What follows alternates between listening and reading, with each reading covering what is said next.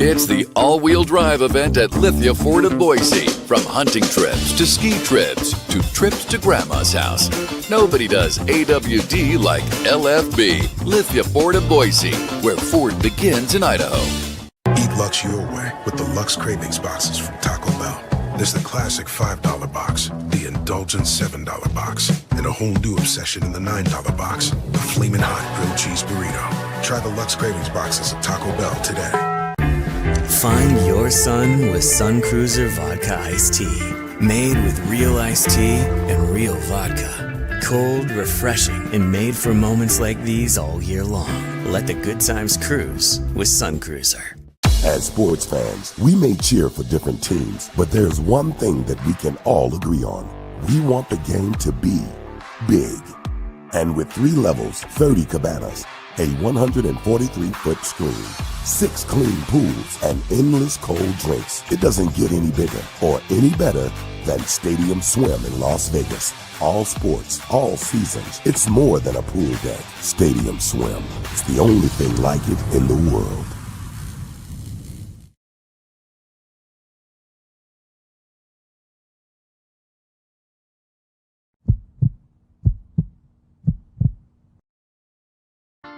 The final buzzer is sounded on another night of Mountain West basketball, and it's time to break down the action with Tom Mosser on another night in the Mountain West, presented by Circus Sports. Headed to Las Vegas for the Mountain West tournament in March? Make sure to stay at Circa Las Vegas and watch all the action at Stadium Swim, where the sports are on 365 days a year. Another night in the Mountain West has interviews, analysis, opinions after the final Mountain West basketball game of the day wraps up.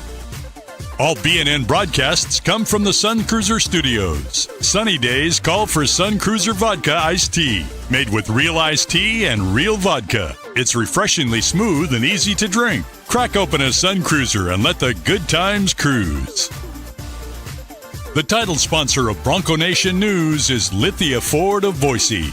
Check out our full inventory of vehicles online at lithiafordboise.com. Lithia Ford of Boise, where Ford begins in Idaho. Did your team just get a big win? Suffer a bad loss? Come discuss it with us. Send us a comment or question in the ICCU YouTube chat, or leave us a voicemail at speakpipe.com/BNN. Now let's go to the Sun Cruiser Studios and join Tom Mosser for another night in the Mountain West on Bronco Nation News.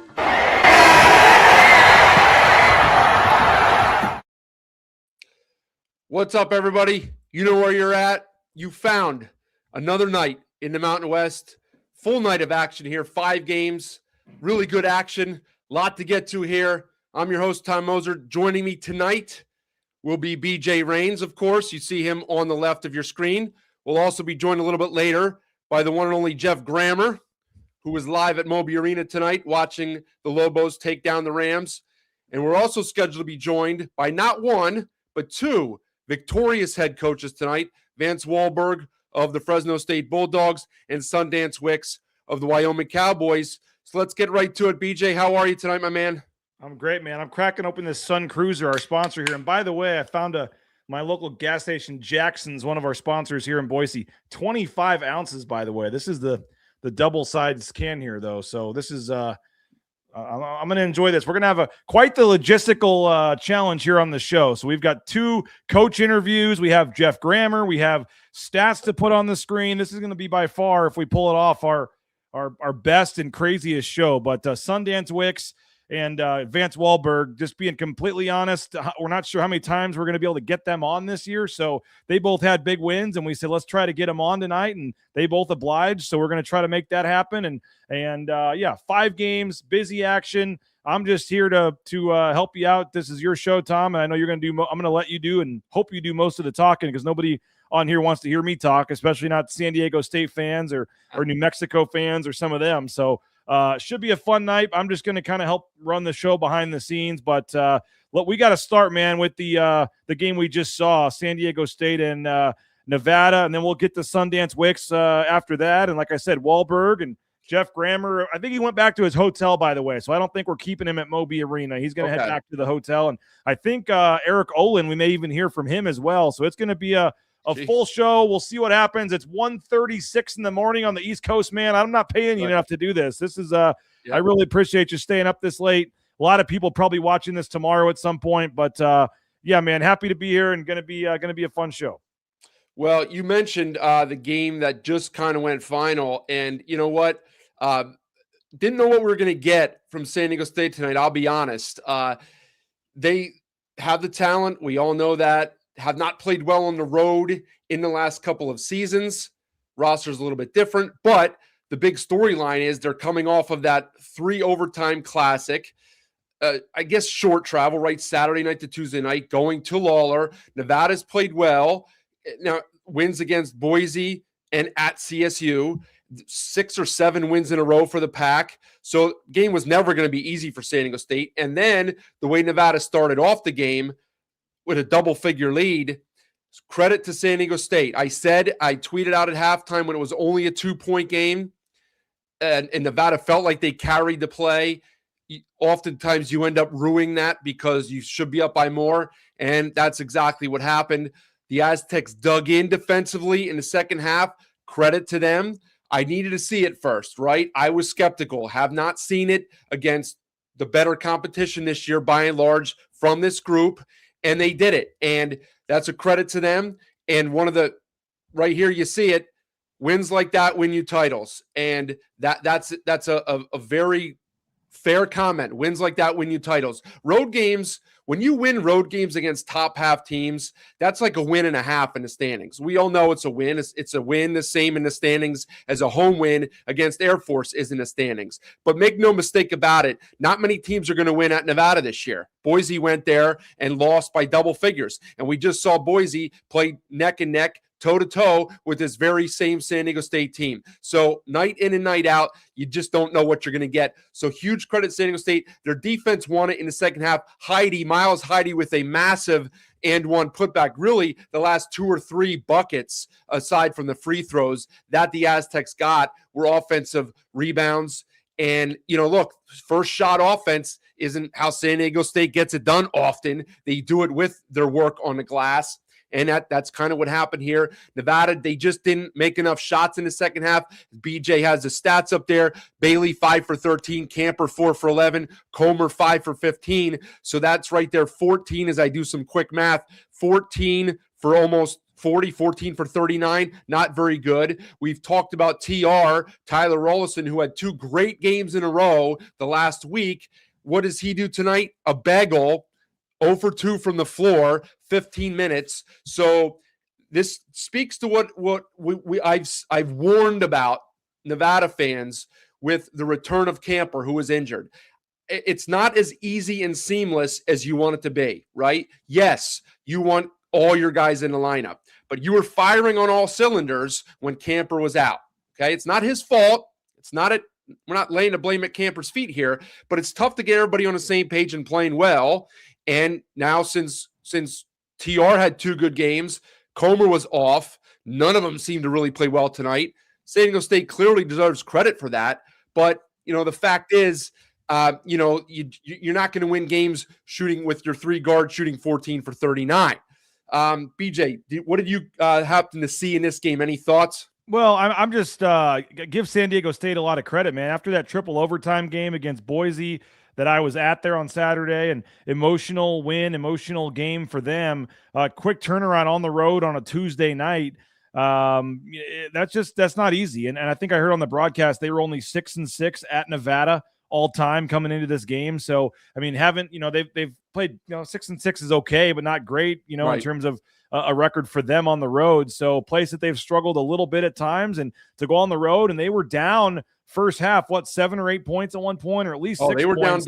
They were down double figures. Okay. So they were, to go triple overtime, have to play on 2 days rest, and to be down double figures. I give San Diego State a ton of credit. I know Guath was in some foul trouble. Compton was in some foul trouble. But give those guys credit. And we've talked all about it, but their bench, man, continues to be a strength for them. And when they're in, and I know, I guess Guath technically came off the bench, but when there's other guys that, when they get into foul trouble or guys are having an off night, and it was kind of a San Diego State type game. When you look at the box score, Bird with 14 and then 4 guys with 10. Dixon Waters, Heidi, you mentioned. Davis was good in the second half. I thought 6 of 7 from the foul line. And then, de Goreville was 10 points also. So a very balanced scoring attack from San Diego State. And I know Nevada was a slight favorite, and I really thought that was a good spot for Nevada and a tough spot for San Diego State. Coming back after that game the other night, but huge for them, as you said, bench points, 37 of their 73, and they only led for 14 minutes. Nevada led for 21 minutes, and they found a way late to make some plays there, like you said, the end one, and that's a really, really nice win for San Diego State. Yeah, 100%. Because look, I said this the other night. If you're Nevada, this was a game you expected to win. You never really go into a season expecting to beat San Diego State home or away, especially a team as talented as they are this year. But the way that the two teams had played leading up to today, in your gym, you expect to win that game. You don't expect to get outscored by the bench 37-9. Your bench has played well this year. And, San Diego State has a good bench too. There's no doubt about it. But outscored 37-9 at home. Did not expect that. And again, as the first comment that I showed says, these are the games that win you championships. So they now sit at 4-0, and with 2 wins back-to-back against 2 of the other top 3 or 4 teams in the conference in Boise State and now at Nevada. So they're starting to kind of reach maybe not where we thought they'd be preseason, but look, they're 4-0 and all of their goals are in front of them. If you're Nevada, how are you going to bounce back? Because they're going to have some difficult games coming up. We've talked about, we'll get to that in a little bit, but I mean, there's no off nights in this conference. You can't let one loss beat you twice. This one will sting a little bit. You got to move forward the same way San Diego State did. I will give them credit. As I said at the top, was not sure they could get the job done. They did. You mentioned Davis, and it was different guys because Compton had a very good first half. He was kind of invisible in the second half. They're still not getting a lot from Guath overall. Waters was kind of inconsistent. I will give Bird props tonight. He continues to be more active, not playing perfect basketball, and he's not playing player of the year type of basketball, but his play has improved over the last few weeks. And if it continues on that trajectory, then they do have the potential to kind of get maybe reach what we thought they could be in the preseason.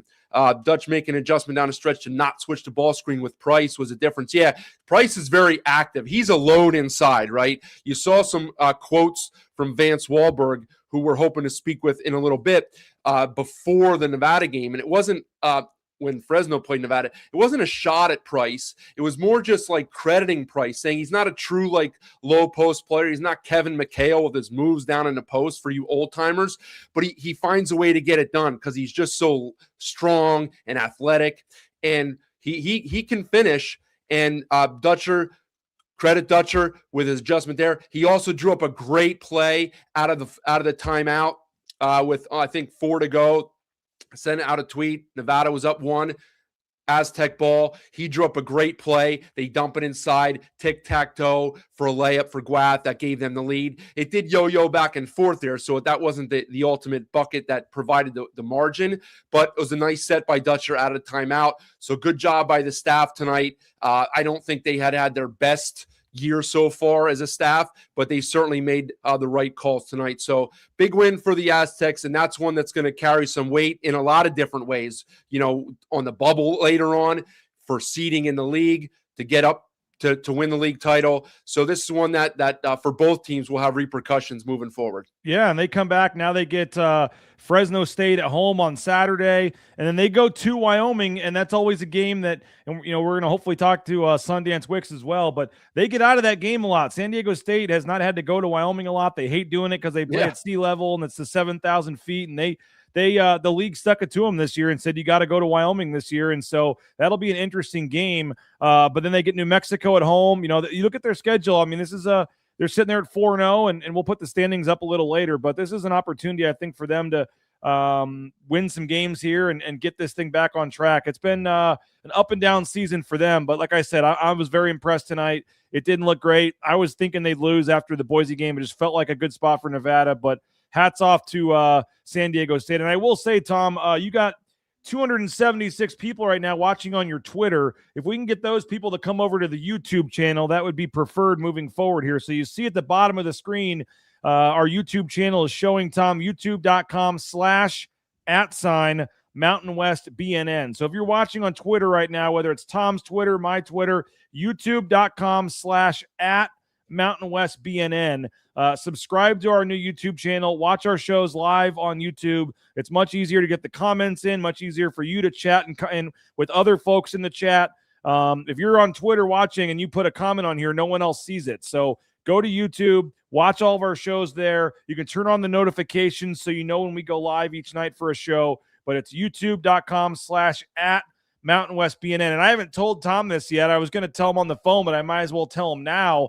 I'm going to start giving Tom some bonuses here on his checks every month for the YouTube subscribers. So, Tom, you get some more YouTube subscribers there. Maybe every 100 YouTube subscribers, we add another 0 to that paycheck or something. I don't know. Or we give you another free game check. But let's get the YouTube subscriber going, and we're going to make Tom a little more money here. Help him out. Yeah, I don't push that enough. I actually forgot to plug it in the last episode, which I realized after I logged off. And I appreciate everybody tuning in on through the Twitter feed. But for sure, that's why we want you to subscribe to the YouTube channel and watch it through there. As BJ said, it does help us out. And just one last point there, BJ mentioned the trip to Wyoming. This was, San Diego State's third road game and first at altitude. Never easy. Now, granted, it's not Wyoming altitude, but it's altitude, and they were tough, as tough, if not tougher, than Nevada down the stretch. So full credit to the staff here. As the last comment on this one for now says, big Q1 win. Hopefully the defense is going to keep showing up. Yes, they haven't played it for 40 minutes. They did for 20 minutes against Boise and 20 minutes against Arizona, but games are not 20 minutes long. So if they can do that, then they're going to be a problem. That's all there is to it. They have the talent. You just need to put it together over the course of 40 minutes. So good win by the Aztecs. Let's move on to the penultimate game that ended, and that was Wyoming and UNLV. Let's reset for 1 second, Tom, if you don't mind. Folks are just jumping in. They missed the beginning. We are later in the show going to have Vance Walberg, Fresno, big win for them. Jeff Grammer is going to join us. So if you're a New Mexico fan, we are going to talk New Mexico, maybe even hear from Eric Olin as well. We'll spend a little time, but not much, on the Utah State win. Not a whole lot needs to be said about that, but we will get to every game tonight. We still have multiple interviews, things to go. And as we get going on this Wyoming game, we are going to have Sundance Wicks, one of my favorite coaches in the league, joining us here shortly. All right. Well, thanks for reminding me of that stuff, BJ. Yes, good to know that we will get Sundance. We were hoping to get Sundance. So, game got TV billing, right? And look, these decisions are made well in advance. So it's not like the TV people picked this game 3 days ago. People were saying they should have done a CSU New Mexico game. They chose this game instead. Not a big deal. Did not provide for much drama on the TV viewing because Wyoming showed up to play. UNLV, let's be honest, I'll be kind when I say they were a mess. You see the final right there, 98-66, and the game was about as competitive as that, a 30-point game. And Wyoming needed that. They have not played a full game. They played a good half down in the pit, not a great second half, not a good first half at all. At home before the break against Grand Canyon, they lost that game by double figures, fought hard in the second half, won at Air Force, nice road win, any road win you'll take. But this was a complete 40 minutes, and they just had UNLV out of sorts from the start. Their energy level, UNLV was not ready to play, okay? So let's just get that out of the way. Wyoming was ready to play. So you get those two polar opposites there, and this is what you have, a score of 15-4, 6 minutes into the game. UNLV could barely get a shot off. Everything was contested. There was nothing free for the Rebels. They missed 20 some. I mean, look at the numbers there. BJ's got him up. They shot 45 free throws. That is a ton of free throws for a team that loses 98-66. That's almost unheard of. You miss 20. That doesn't exactly help the cause, right? Wyoming shot 33 for 60. That's pretty good numbers. I don't think they're a great shooting team. UNLV 18 for 48. I think that says. I mean, it's not. They're a mess, and that's putting it kindly. The roster's a mess. They don't do a lot of things well. You hear the phrase, you're better than the sum of your parts. That basically, we've talked about this before, you're outperforming what you should do on paper, right? Because you're cohesive, you're playing together. Things are playing out the way the coach wants them to play out. You're executing the coach's game plan. UNLV is kind of the opposite of that. They are not better than the sum of their parts. They are worse than the sum of their parts, okay? They have some decent individual talent. There's no doubt about it. They have guys who played at Illinois and were recruits at Alabama and other Power 4 schools. But together, what they remind me of, and it's all relative, so they are Division I players, but what they remind me of is like a high school team that it's a suburban versus an urban game, right? A city school that has all this talent and they don't know what they're doing.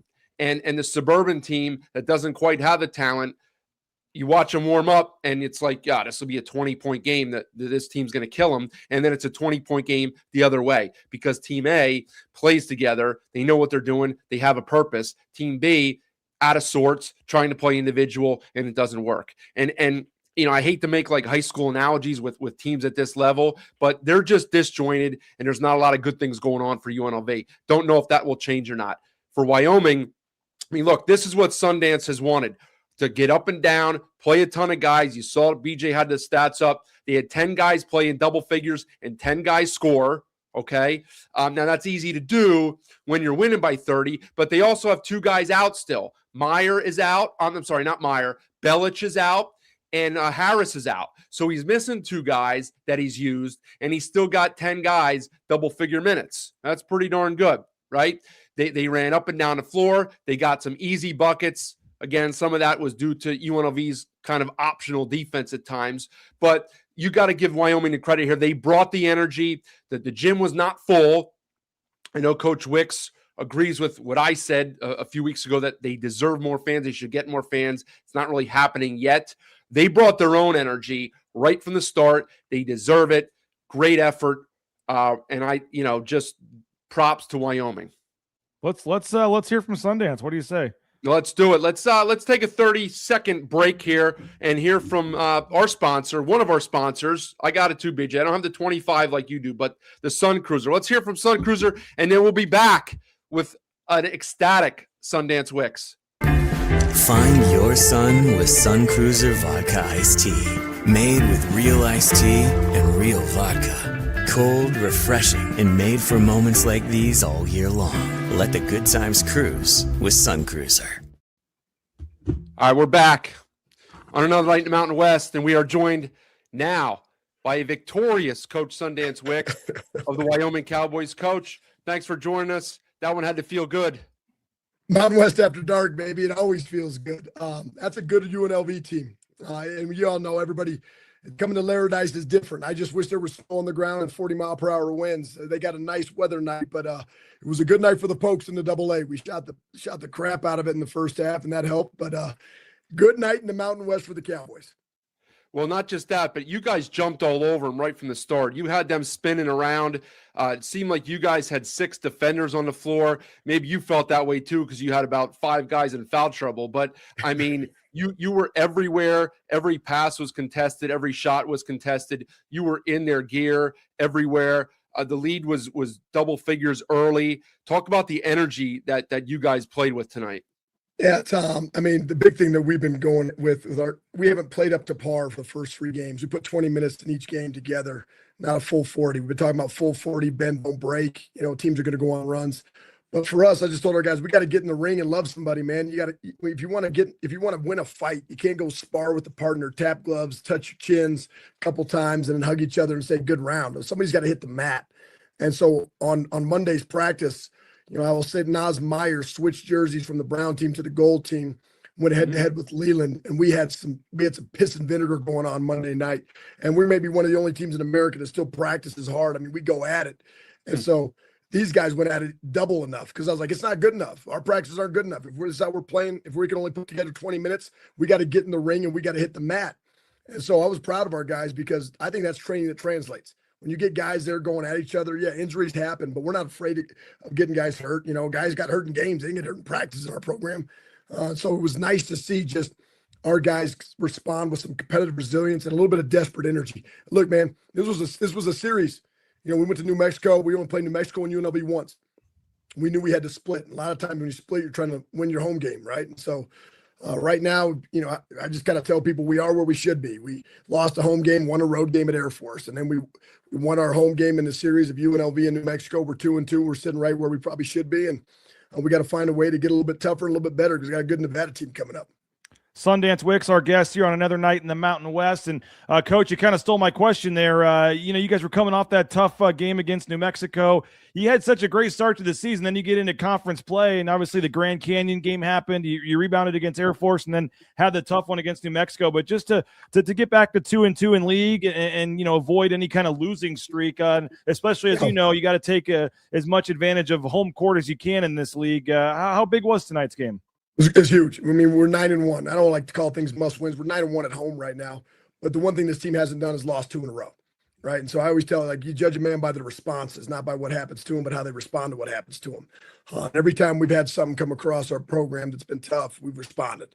You take an L at Sam Houston, you come back, you respond. You take an L at Texas Tech, you come back, you respond. You take an L versus Grand Canyon, you come back, you respond. You take an L. So we just never had that back-to-back losing games type thing. And that doesn't mean it won't happen or shouldn't happen. But as of right now, I just love our team's resiliency, their ability to get back in the fight and respond. What else do you like about this team, Coach? 11-4, and the numbers are great. The metrics are great. I mean, I know you saw this coming, but you've surprised a lot of people nationally and around the league with how you've played to this point overall. I mean, what do you like most about what you're seeing so far? Yeah, BJ, our numbers were good before conference. Our numbers have been piss poor in league, man. We're the worst shooting team coming into the night. We're giving up 50% from the field. And we're shooting 37% from the field, 24 from 3. And there's a natural regression that happens. I mean, you can watch all these teams. CSU is the best offense in the history of college basketball a couple of weeks ago, right? There's a regression and a progression. What I like is just we got humble guys that are hungry, that all came from lower levels, that want to prove that they belong. And part of that is you got to get these guys to believe too. I think you get imposter syndrome. I'd be lying to you, man. If I was a first-time head coach you're sitting there across the sideline sometimes looking at some of these coaches. Greg Campy, been doing it 40 years at Oakland, and I'm going up and how the heck are you going to beat Greg Campy?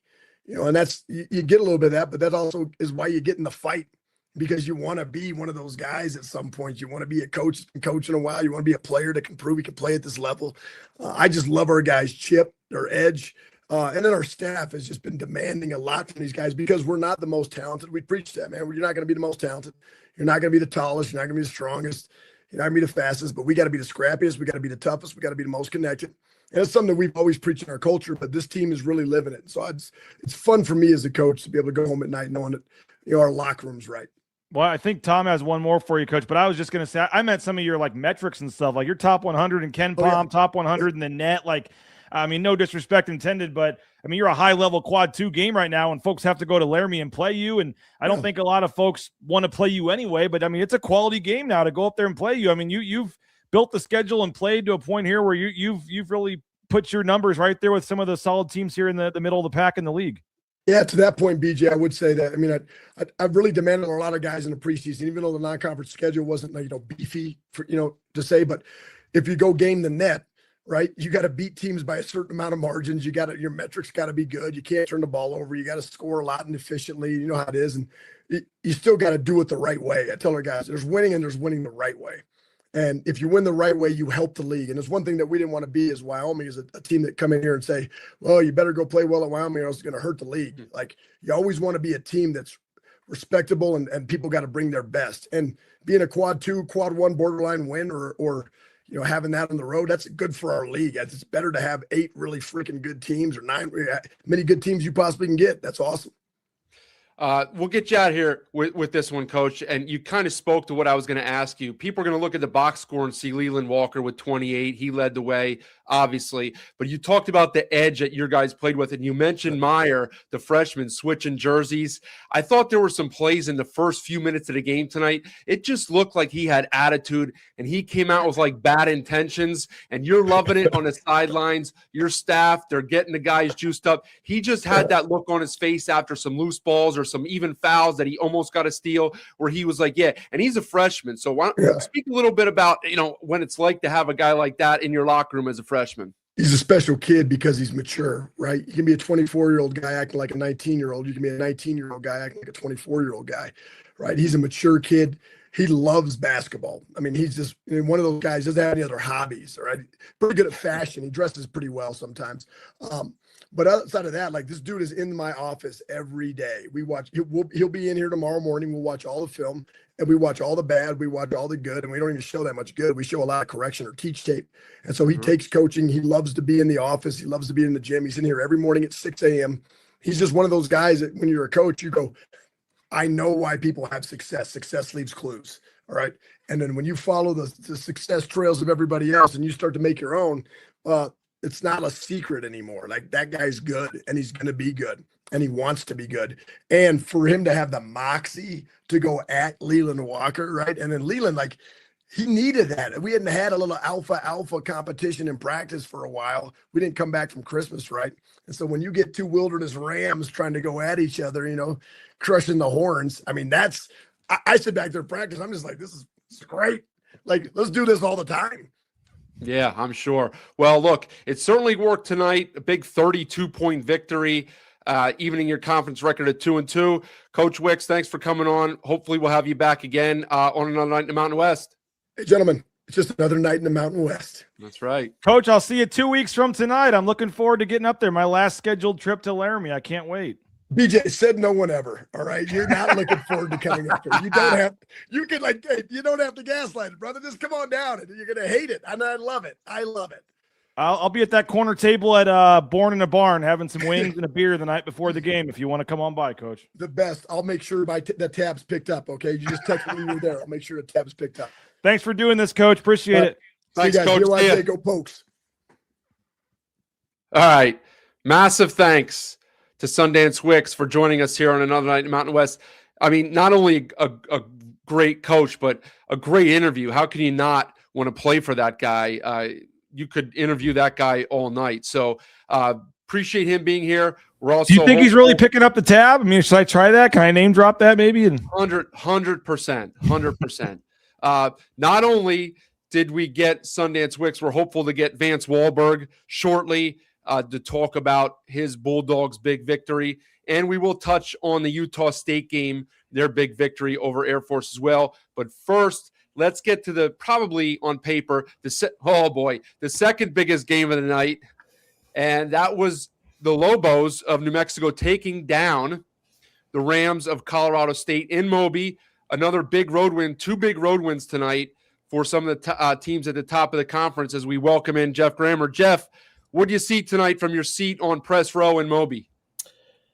Well, the matchup was an interesting one, right? Because I'm looking at Ken Palm right now, and UNM is in league play, the highest rated defensive efficiency in the league right now. So UNM's been playing good defense, but they do it in a pretty unique kind of matchup zone kind of style.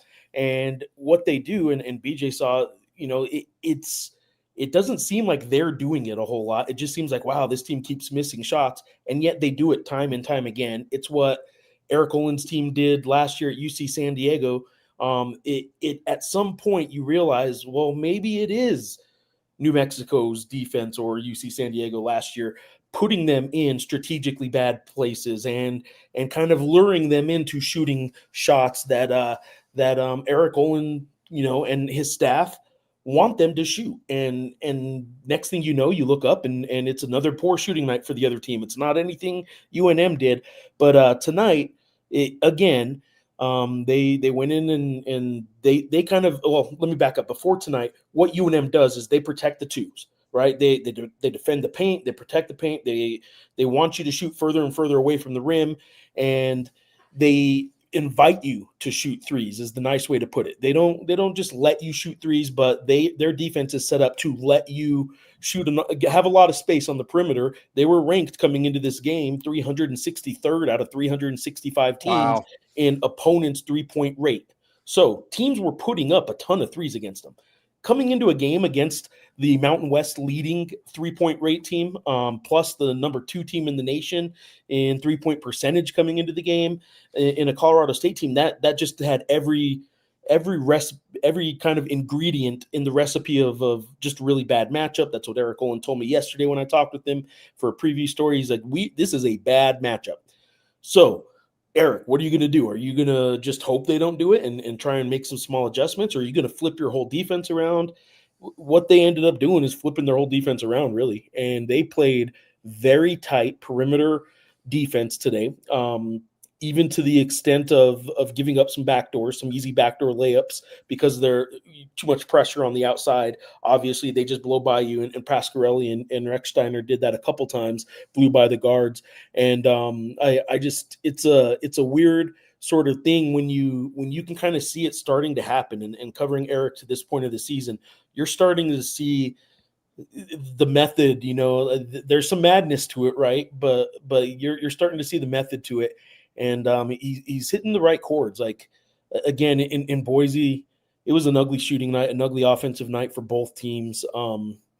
But defensively, he just keeps finding ways to sort of take the opposing team out of what they want to do, especially offensively. Tonight, the 2 shooters who came into tonight, Brandon Rechsteiner, and Josh Pasquarelli, who both had made 42 3-pointers coming into this game, they combined for 1 made 3-pointer tonight. 0 for 4 for Pasquarelli, 1 for 4 for Rechsteiner, and Colorado State as a whole hit 7 of them, while UNM ends up hitting 11 3-pointers. It was just exactly what UNM wanted. They would have liked to have given up a few less backdoor cuts, but if that's what you're trading off for a CSU team not going off from the perimeter, you'll take that. So I was really, really impressed. I will say this, the one kind of knock on the game is it was one, and this is getting nitpicky, right? When you're nitpicking a road conference win like this, right. It was the kind of game, they were at one point, like midway through the second half, shooting 75% still.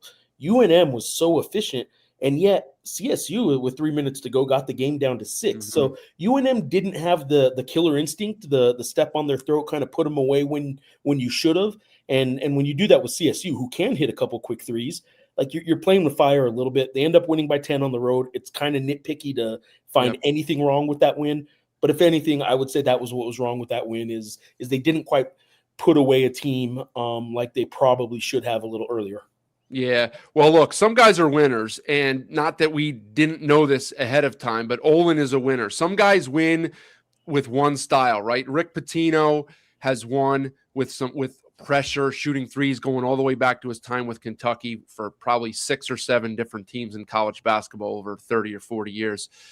Olin, as you just said, when you can completely switch your team's identity or game plan for one opponent like this, and get your guys to buy in, that's pretty impressive, because it could have easily gone south where they try to take it away and it doesn't work. And like you said, you can't take everything away, Jeff. You can take away something. You're going to give up the back cuts, and that's fine. But I thought right from the start, you've been focusing on the New Mexico defense. Right from the start, they were in the Colorado State guards' shirt pockets right from the start. I thought Olin made an emphasis. I don't make it a habit to really pay attention as much to individual players, but Muniz is a guy, if you've listened to me over the last year or so, or 8 months, I coached for a half a year in high school, like 8 years ago, right? I have experience with him. He's from my hometown. I know him very well. So I watch him a little bit closer than I watch other guys play.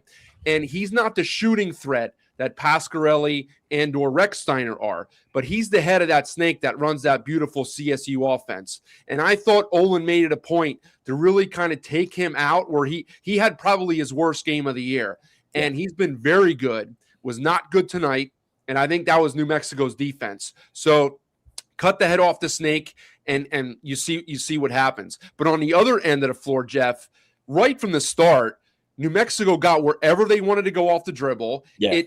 allowed them to get open threes on pretty much every possession within the first 5 minutes. I mean, I don't think some of the shots were great, but they make enough. And I guess if you make enough, you can shoot enough.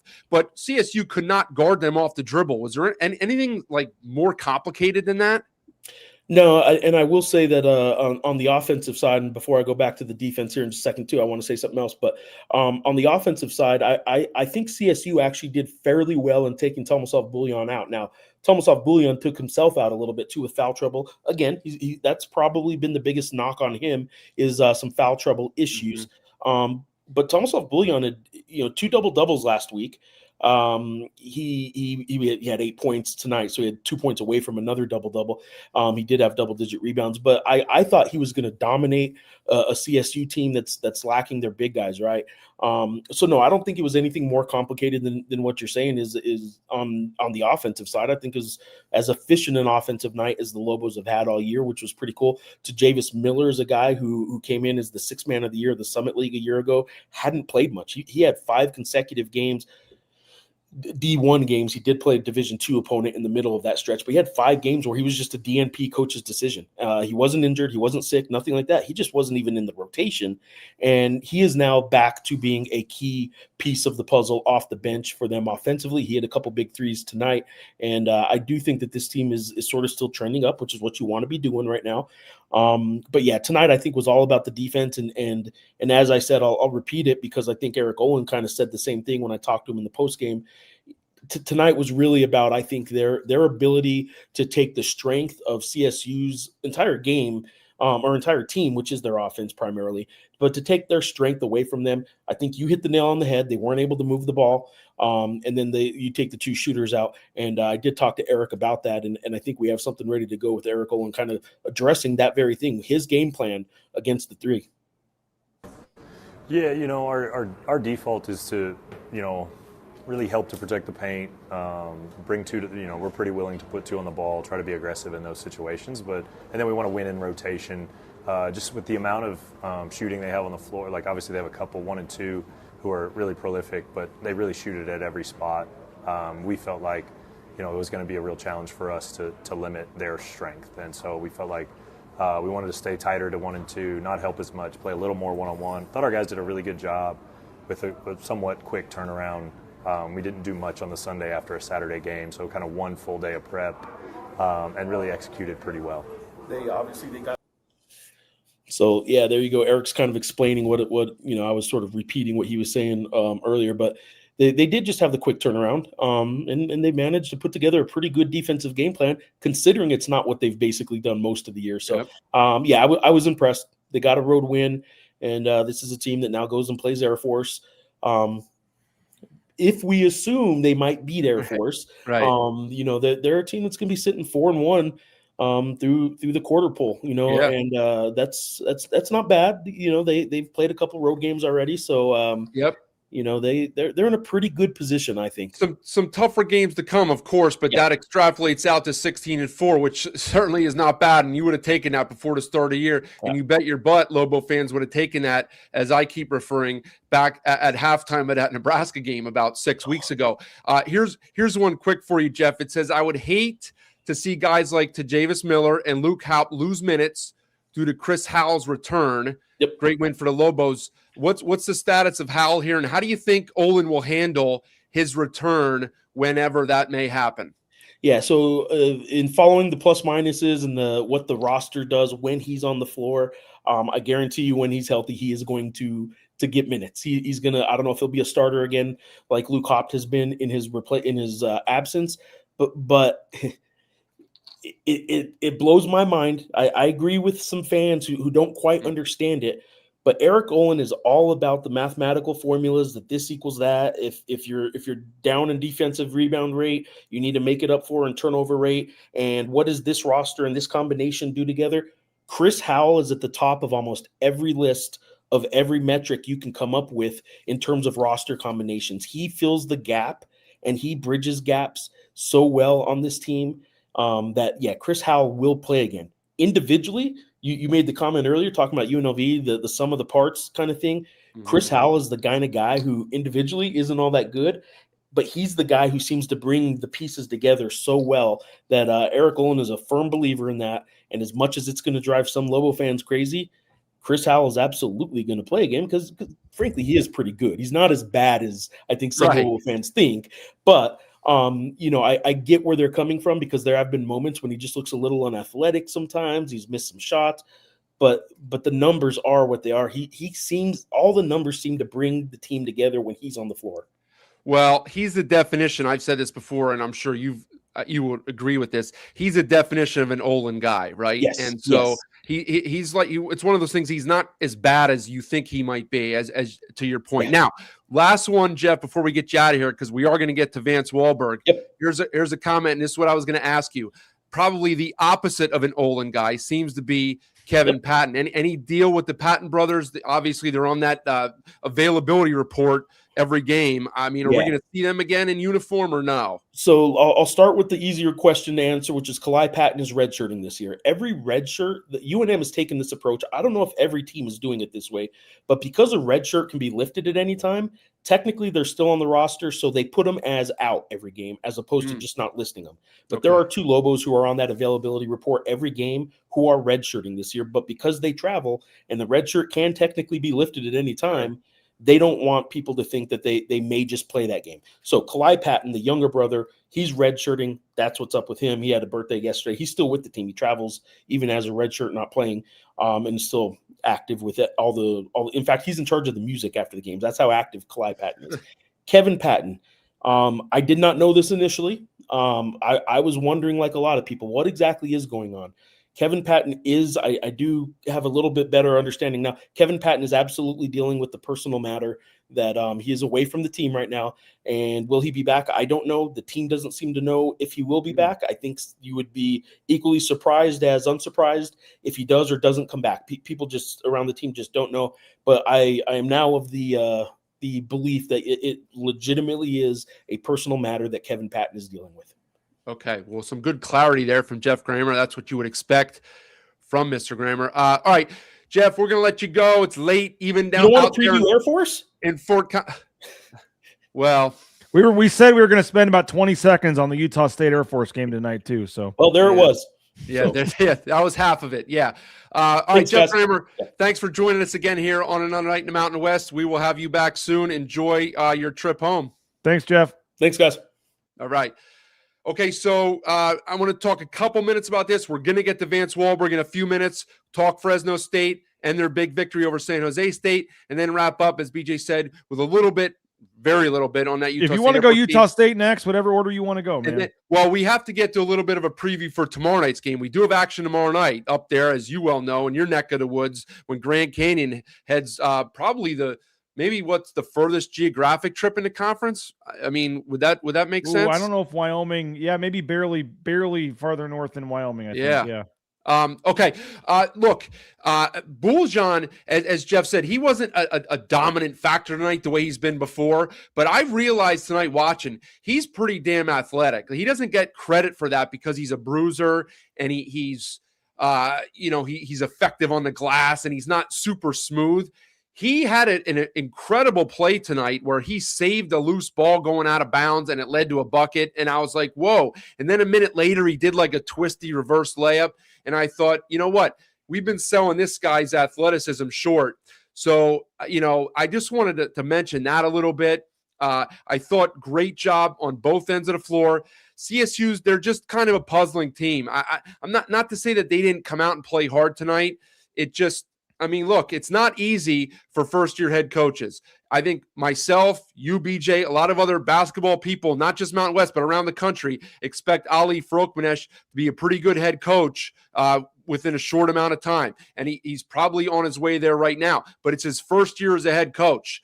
Not that easy to do, to just slide over from an assistant to a head coach. Olin's been doing this for years. He mastered his craft at UCSD. People didn't know him for a long time. Doesn't mean he wasn't doing a good job. And Olin, as Jeff kind of alluded to, he's kind of pulling his strings right now. I'm not going to compare him to like Kurt Signetti for you football people, but he's doing the job come hell or high water. However you want to do it, he's getting the job done. So massive credit to Olin, his staff, Lobo Nation's got to be ecstatic with another good road win. So I guess why don't we take a quick break and then we're going to come back with Vance Walberg, BJ. Let's do that. Let's hear from Circa. We'll hear from Circa, and then Vance Walberg will be ready to go. Back in 30 seconds on another night in the Mountain West with Vance Walberg. Get ready for the time of your life at Circa Resort and Casino, Las Vegas's newest destination for fun, featuring the world's biggest poolside tailgate party with 3 levels of action, 6 pools, and a 143-foot screen. The fun is always on deck with all the games all year long. Stadium Swim, located in downtown Las Vegas on Fremont Street. Book the time of your life today at circalasvegas.com. All right, we're back on another night in the Mountain West. We're happy to be joined by Vance Walberg, head coach of Fresno State Bulldogs. Got their first conference win tonight. Coach, congratulations. Just first, top thoughts on the win for your guys. No, it's honestly, it's about time. I felt like we had a couple games we had opportunity. I think we really gave away the Nevada game. With Utah State, I thought we did a really good job staying with them and had a chance. But it was nice for the players. They worked really hard, so I was very happy for them. Well, and you kind of spoke to what my main question was going to be. I thought, I don't know how coaches, when you're coaching a team, think about it from an outside perspective as a former coach. I thought this was an easy spot here for you guys to kind of have a letdown. You played so hard in those 2 home games last week and came up just short, as you had mentioned, against Utah State and against Nevada, and especially crushing against Nevada because you played so well and you really deserved almost to win that game. How did you get the sense in your practices the last few days? Did you see this kind of effort coming from your guys? Is the leadership? What do you see here that gives you, the confidence that your guys could come out and produce this type of performance? The one thing I'll give the players a ton of credit. Every time, it doesn't matter win or lose, the next day they come back with a great attitude. If we have practice like the other day, we had practice from 11 to 1. We had 3 players in there at 9:30 getting shots up. Most of the players in there by 10 o'clock. So their effort is there. And for me personally, I just wanted them to have a chance to be rewarded for their effort.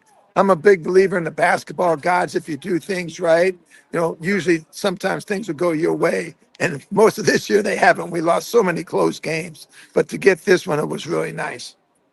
Yeah, absolutely. And I heard your comments after the presser after the Nevada game. You could just tell you're feeling it for the guys. As you just said, you want it so bad for them. Speak about some of the individual performances. Obviously, Hyde-Brader's a shot maker for you guys, but Collins, he's just like an old school point guard out there. He doesn't really shoot the 3. He's so crafty with the ball. He sets guys up. You had Foss and Douglas in there making plays tonight. It was nice to see him back in the lineup. Speak to what Collins does for you guys just as kind of a floor general.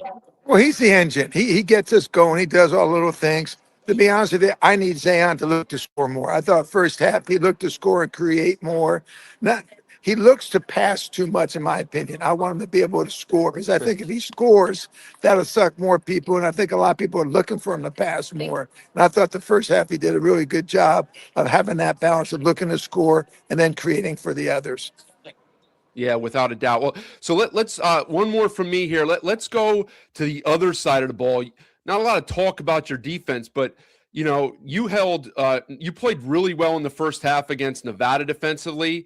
I don't think your defense was bad in the second half. Nevada just made plays. San Jose State just scored 50 in the first half on Utah State. You held them to in the 50s for the game tonight. Speak to the effort defensively. What do you see on that end of the floor, and what are your thoughts down there? We're just getting better and better, to be honest with you. The freshman kid I have, Deshaun Gorey. Deshaun isn't anything, you look at him, you go, wow, that's a pretty skinny kid, but God, he plays so hard. I usually put him on the other team's best offensive player. And then having Wilson Jocks, a 7-footer, 270 inside, Wilson takes up a lot of room. So I think defensively, we're getting better and better. We're not going to shut people out, but I think we're getting to the point where at least it's giving us a chance to be able to win games. Well, Coach, final question for you. We appreciate you doing this. You mentioned they were due and they deserve this. I mean, 6 losses in a row just to get this win. I know it doesn't get any easier with San Diego State coming up next and some of the schedule you have here, but just big picture wise to get this one. And you guys are obviously so much more competitive, so much better than last year. I mean, how do you feel like this team is building and what is kind of your outlook here moving forward? I think we are building, and I just think if we can just, don't shoot ourselves in the foot and win the games I think we're supposed to win, I think we're going to surprise some people. And again, I honestly think we're going to get better and better through the season because we got guys like DJ Douglas you saw tonight who's starting to come back and get some playing time, and we can get that mixture. I think it's going to help us quite a bit. All right, well, Coach, thanks for coming on here on another night in the Mountain West. Go enjoy this win with your guys. Get a couple days off, and we'll catch you again down the road. You got it. Thank you, guys. Appreciate it. Bye-bye. See you. All right, well, that was Vance Walberg after their 70-55 win. Again, they controlled it for 40 minutes, and I meant what I said when I asked them that. I really thought that this was a game that they would lose. Like, I don't like to make predictions a lot unless I have a very strong take on it because I don't like to be wrong. And I really thought that this was an opportunity here for Miles and his guys to finish a game for 40 minutes against a team not quite as talented as their last few opponents. They went toe-to-toe for a while with Utah State and San Diego State. There's no shame in coming up short there because they just run out of gas a little bit. I thought maybe they could withstand it for 40 minutes here, and Fresno might be a little flat after those good efforts and them falling short. And that's how, sometimes I might overthink it, but I look at stuff like that. And that just did not play out like that because San Jose was actually the group that was a little flat. They used a different starting lineup as BJ's got the stats on his screen here. Some of the guys that have been getting minutes, they missed a guy or two tonight. Maundi, the big guy inside, did not play, so that certainly hurt. And there were a couple other guys that he brought off the bench. So they've been battling some illnesses and injuries, which doesn't help the cause because Miles' teams are never deep to begin with. But look, this was a Fresno State effort. They played very well. The stats reflect it. And as Walberg said, good for them. They deserved the win. They lost a bunch in a row, including several close games. So it had to feel good. You could tell it was like a weight lifted off their shoulders. And I mean, are they going to run off a stretch here of 4 or 5 in a row? Probably not. But are they going to compete every night like we've seen them do so far? I would expect that to be the case. Look, they're far better than they were last year. They have some dogs there this year, and no pun intended for the Bulldogs, but they are more together than I thought they would be to start the season. So that's a credit to Walberg. It's also a credit to some of the veteran guys like Hyde-Brader and Collins. Now, Hyde-Brader's not been at Fresno before, but he's been in the league at Air Force. He was in the ACC at Clemson. It's his last go-round. He knows in all likelihood that it's not a postseason team. He could just be out there for individual stats, and he seems to be bought in. Same thing with Collins. He's had an up and down career, but he's playing very good basketball, and I got to give credit to Walberg and his staff for holding it all together to this point. So I'm impressed with what I saw tonight, and, good for them. Good for the Bulldogs to get that win. Anything, BJ?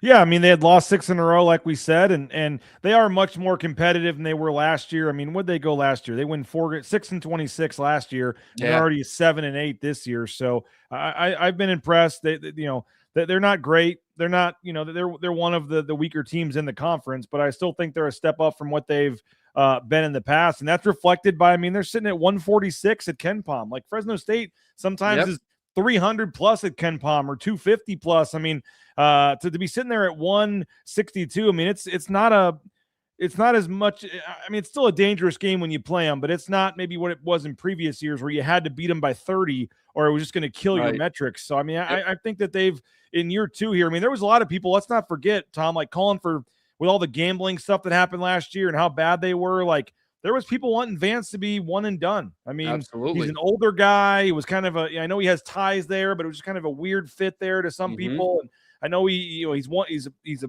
loyal guy from the area and has wanted that job and coached there for a long time. And it kind of surprised some people when he got the job. And when they had the year they had last year, would not have surprised me if they wouldn't have brought him back, but they stuck with him, and they're 7-8. And like I said, they're not going to win a ton of games, but they're at least competitive in most of these games. And as you said, should have beaten Nevada. I mean, losing by 1, they hung around, lost by single digits to Utah State. I've been for the most part impressed. I know they don't have a lot of great wins, but they did beat Utah Valley, which is a top 100 Ken Pom team, and we'll see how many conference games they win. It's a tough conference. Like I said, they're not one of the better teams. They're probably only going to win 3-4 games maybe in conference. I don't know, but 5-6. They're going to surprise some people, but at some point, and then it's not the easy gimme going to win by 30 game that it used to be. And I think Vance deserves a lot of credit, even though they're sitting there at 7-8. It's not like he's going to be the coach of the year or something, but they're much more competitive and better than they were last year. Yeah, and he says, could be just coach speak, but he believes they'll continue to get better. And if that's the case, maybe they'll get up into 5, 6, 7 wins. I mean, it might be a stretch because, look, the league's very good, but they were right there within 1 point of Nevada at home. They can win a couple home games and beat the bottom 2 teams a couple times each. They might get up to that 6, 7 wins, which will be great for them because they've been stuck in the very low numbers in the league the last few years. All right, we got one more game, and again, we got a comment here. Great poll getting these head coaches on the show. Too bad San Diego State big time, you guys. Yeah, we said this on one of the earlier shows, Tom, but we would love we're not ignoring San Diego State. We would love to get Dutch or some of the players on, but they told us that's not going to be happening this year. Yeah, it's unfortunate. I mean, it's all right. They have other things to worry about, and that's fine. We'll take. They're too big time for our show, I guess. But that's all right. We did reach out. We reached out. We sent every SID, every sports information department the plan that we were starting this show, and we wanted to have them on, and almost all of them wrote back and said yes. And San Diego State was the one that wrote back and said, good luck with your venture, but we're not going to be participating. So that's why, and I'm not taking shots at them, ripping them, whatever, just being honest. If folks are wondering why is San Diego State never going to be on this show, why are you not getting their coach? We'll get Mark Ziegler on at some point maybe, or John Schaefer, their radio guy, is a great guest as well. So we'll talk plenty of San Diego State, or you will mostly, and we'll get him on. But we're just being honest. We would love to get San Diego State on, but their SID told us they were not interested in coming on, and so that's the reason you're not getting anybody from San Diego State on.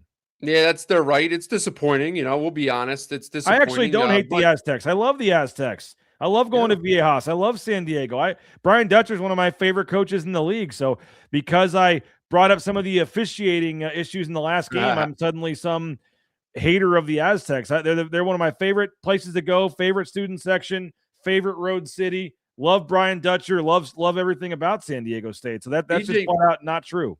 Yeah, BJ respects the program. All right, let quickly for about 30 seconds. Utah State rolled over Air Force. I watched much of the first half because it was the only game on at this.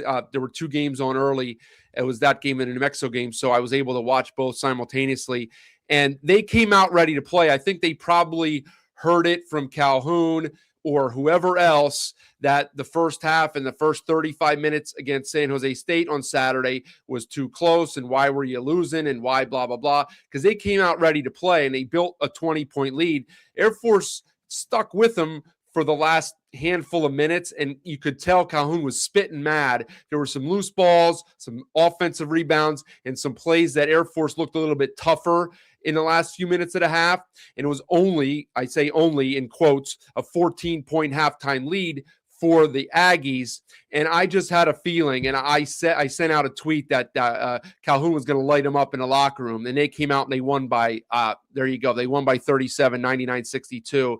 They came out and just drilled them in the second half. I mean, look, that's all that needs to be really said about that game. Good job by Utah State. They've gone through, let's be fair, a stretch here that's about as easy as it's gonna get for any of the teams at the top in the conference this year. Their last 3 games have been at Fresno, not a walkthrough, but at Fresno, home San Jose State, at Air Force. So it doesn't get much easier than that 3-game stretch. All right, it really won't.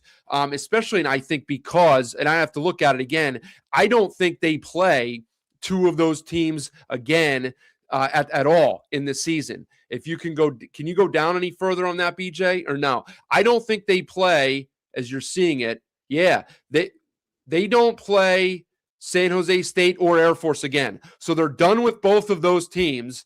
You see a home game with Fresno is the only game that they'll be not the only game they'll be a substantial favorite, but every other game on that board right there, if they don't bring their A game, they'll be in a tussle in the in the last few minutes. Okay, there's no more bottom teams on that list. So they've gotten through the early portion of their schedule. They're 4-0. All right. But they better kind of, not that they need to do anything. They've played well, but there's not going to be a lot of free nights left. Okay. So that's enough about that game. They're undefeated, tied actually with San Diego State, which is, I guess, where people thought it would be at the start of the season, 1-2. But all right. Okay. What do you want to do, BJ? Want to talk tomorrow with Boise? Yeah, let's we could preview that game quickly. And interesting game. The only game tomorrow, we still have to figure out what we're doing tomorrow. I think we're doing one show, whatever we call it, or yeah, that makes if sense. you pop on, or if you want to just take the night off, since I'm keeping you here at 2:35 a.m. we can figure that out tomorrow. But there will only be one show with only one game. We could obviously preview some of the Saturday games tomorrow night as well. We'll figure out how we want to do it. But I do hate keeping you up so late, and you got to get up early, so this will be quick. But maybe tomorrow we just give you the night off and just do our Boise post-game show. We'll see. Maybe we could tape something earlier in the night, previewing the games for Wednesday. I don't know. Maybe we could think of something tomorrow, Tom, and talk. But this is interesting because Boise State, we had just talked about all the familiarity they have with San Diego State and Dutcher and Leon and all this, and now you get Grand Canyon, a new team kind of thrust into the league here, and they're an interesting team. I mean, they've kind of been up or down. They surprised the heck out of a lot of people going to Wyoming and winning that game the way that they did, and then come home the other night and lose at home to Colorado State. So I don't really know what to make of Grand Canyon, but we talked to Leon Rice today, and the familiarity you have with all these teams in the league, and then you get a brand new team, brand new coach, and it's almost like a non-conference game here in early January, where you're having to kind of start from scratch to learn about this team. But I caught up with Leon Rice today. Here's what he said about the unfamiliarity and the challenge of playing a team like Grand Canyon that you don't know very well. Grand Canyon, so different than San Diego State, and the fact that you've coached against Dutcher forever. Right. You've played them. Their roster was the same. You get somebody new in the league. Is there a different vibe getting ready for somebody? Oh, that's different? absolutely. Because, you got to catch up. You got to figure out what they're all about and how they do it. And that's the thing about like us and San Diego State. They've got a PhD in us. We got a PhD in them. But it's all things you got to go out and do. It's easier said than done. Mm-hmm. With this, you got to learn what works and what, so you're still learning stuff and you're watching a lot. You have to really pile into the film, but you don't want your guys to try to overthink it. Mm-hmm. But yeah, you're right. There's a learning curve when you haven't played somebody a lot. Best thing they do. Well, I mean, first of all, they're well coached. They got great players. They have a good pace to them. They got a lot of guys that can score in bunches, and they got some hot hands right now. And I mean, they got a great system, and they're used to winning. It's a program that's won. I think, was it 3 straight NCAA tournaments for that? It might even, might even more than that. They've been dominant, and so they're used to winning. And so all those things matter in a program. And so, with a team like that, you got to beat them. They're not going to beat themselves, and you got to play great. And that's the Mountain West. If you play a C game against anyone, if we're feeling sorry for ourselves or worried about the past, like what we're talking about, you got no chance. And that's not who we are.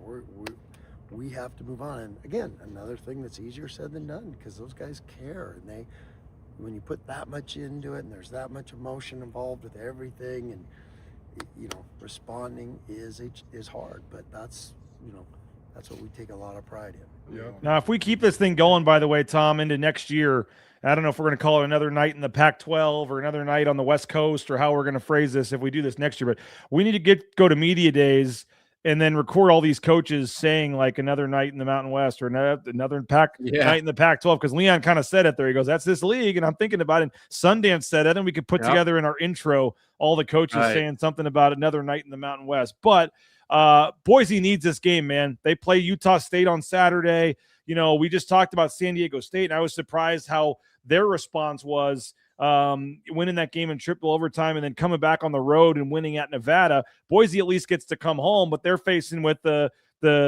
pain and agony of losing that game in triple overtime. And I would say in my 13 years covering Boise State that Leon Rice teams, one trait they have is they respond. I mean, they really do. When there's a time where you think, oh man, how are they ever going to pick themselves up off the mat after that one?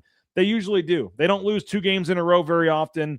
They don't, they usually respond. And when you think it's a perfect kind of letdown spot, or, oh man, we'll see if this, snowballs, they usually respond in a big way. And I 9:00 game tomorrow, school's back in session. We'll see what the crowd's like in Boise, but the game on Saturday, they're playing Utah State, and they've got to go 2-0 this week. They've got to find a way, if they want any hope of an at-large bid, and to compete near the top of this conference. I mean, they're sitting at 1-2 in the league right now. So the schedule does get a little easier after this week. I mean, UNLV, I think, is a winnable game on the road. They have Colorado State at home, and I know they go to Wyoming, which is going to be tough, but then you get Air Force and San Jose after that. So I feel like this is a nice stretch where Boise State could make a little bit of a run here, but they've got to find a way to go 2-0 this week. And the Saturday game is going to be huge, but knowing that's lingering, that they've got to win this game tomorrow. Well, I mean, you spoke to Leon and this program's ability to get back up off the mat. I think that's the key, because, to be honest, Leon gave the great soundbite when he talked about it just being another night in this league. But I think his answer to the prior question was a little bit of coach speak. I don't expect him, when he's asked what they do well, to say, well, they don't do very much well. Coaches don't do that. But they got good players, good coaches. That's the standard answer, because I'll be honest. They match up well with Wyoming. And that's why they were able to win that game by double figures. They did not look good against CSU at home on Saturday, in a great spot for them, not CSU, a great spot for them. They laid an egg, and I didn't think they played well in the non-con. And now they're going up here. This will be like culture shock for them to go up to Boise, right? Like, this is completely, we talked about the geographic change, but forget about that. Like, how about just all of it? I know this isn't football and you're not playing outside, but they're not used to this type of travel. Okay. And more atmosphere, crowd, probably. Okay. And I like, they haven't had guys score in bunches. They're not playing good offensively. They're a good defensive team. Boise, I think I saw, is about an 8-point favorite. So they're expected to win the game, not like in a blowout fashion, but semi-comfortably. I would expect them to bounce back. They had the extra day now. They should have confidence watching the film from how they played in the second half and the overtimes, right? A lot of things had to happen after regulation for them to not win that game, right? We're a totally different perspective on things if one little thing goes differently and they win that game. So they should be feeling confident, even though they're 1-2. They have the more talented roster. I think GCU's reeling a little bit. It'll be very disappointing if they don't win this game. And then you could turn your attention to the quick turnaround for a Saturday game. But I do think this is one that you have to get. And I ultimately think they will get it by 3, by 13, close game at the under 8, whatever it is. I think they'll get the job done. Yeah, I would probably agree. But hey, it's 2:43 in the morning where you're at, and I'm out of my Sun Cruiser here, so I think it's a good time to call it a night. I got to pay you more, man. I said you do a tremendous job. We had great interest from all the different fan bases. 1,293 either views or people still watching at this point. Twitter counts it kind of weird, but there's it's been a fun night, man. To get 2 head coaches on live and to get 2 more where we hear from him. There's 12 coaches in the conference, and 33% of them made an appearance on this show at some point, whether it be a soundbite from Eric Olin or Leon or those guys. So that's our goal here moving forward, to continue. And sometimes, you have the craziness of the other night where Boise's the last game and you're starting late, and it is what it is. We're going to have a couple more of those nights, unfortunately. But we're going to do our best to work around it. And one more plug for the YouTube channel. You see it at the bottom there, youtube.com/@MountainWestBNN. So obviously Bronco Nation News, for folks, I think they know us, but we cover Boise State, obviously, but trying to expand this a little bit and give folks coverage. Folks think I hate all the other teams and all this in the conference. Like, we're trying to expand the coverage to all of the teams in the Mountain West. So I guess I can be a homer for all 12 teams here pretty soon. There you go.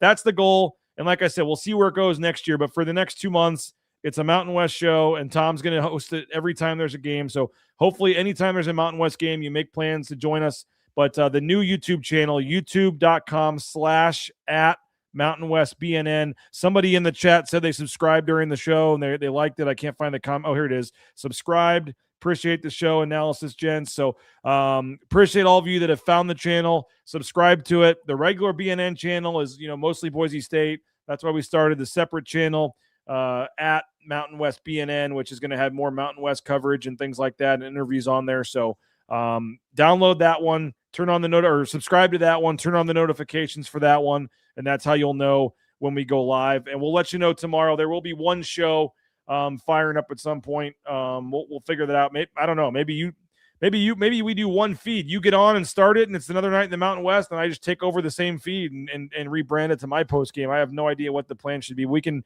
discuss that tomorrow, but then obviously a full slate on Saturday as well. Yeah, we'll figure it out in the morning. I think we actually have a Friday game too, so we will. And that is not Boise, so that will be like a solo game Friday, I guess, where we can preview the Saturday ones too. Well, then maybe we just say you take the night off tomorrow. How about that? Okay. Yeah, that might work. I'll watch the game. I know you'll be watching the game, but why don't you take the night off and then you can come back Friday and then you can do the preview of Saturday on Friday night too. That works. All right. Well, listen, thanks to Jeff Grammer. Thanks to you, BJ Rains. Thanks to our coaches who joined us. As BJ said, 4 out of 12 in some capacity we hear, which is awesome. A lot of good feedback and interaction from the fans in the chat. The SIDs at Wyoming and Fresno. We appreciate them for helping coordinate the interviews and getting those coaches on, and for Sundance and Vance, who are probably like, what the heck kind of show? Who is this? Is this, we appreciate them both for coming on tonight too. Yes, sir. All right. I think we're good. Let's get out of here. Let everybody get some rest.